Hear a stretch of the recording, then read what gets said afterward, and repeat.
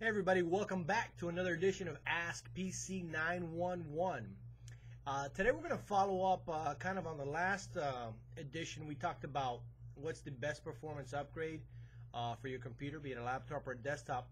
Today we're going to follow up on that. We mentioned that RAM would be, in my opinion, the best bang for your buck. Let's say you went ahead and did that. What would be another option? Or maybe your computer's already maxed out on RAM. What's the next step?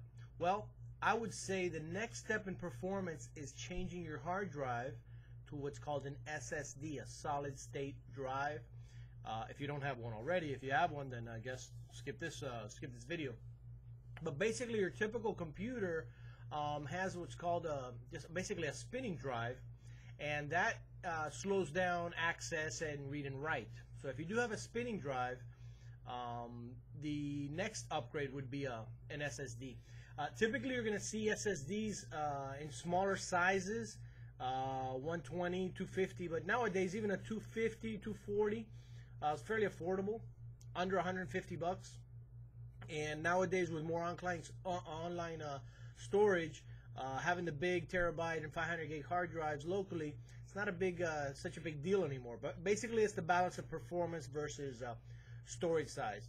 A couple things to consider when you change your to an SSD. You're going to have to, or going to want to, either reinstall your operating system, or better yet, if you have everything all set up, you want to clone your operating system. So that's a whole another video on how to do that. But the quick take on the SSD performance: minimum twice as fast, depending on exactly what you're doing.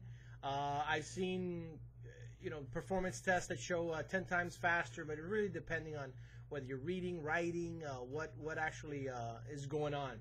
But a minimum of double your performance, up to 3 and up to 10 times the performance. Now, what does that mean? Well, 10 times, from 10 seconds to 100 seconds, that's a whole lot.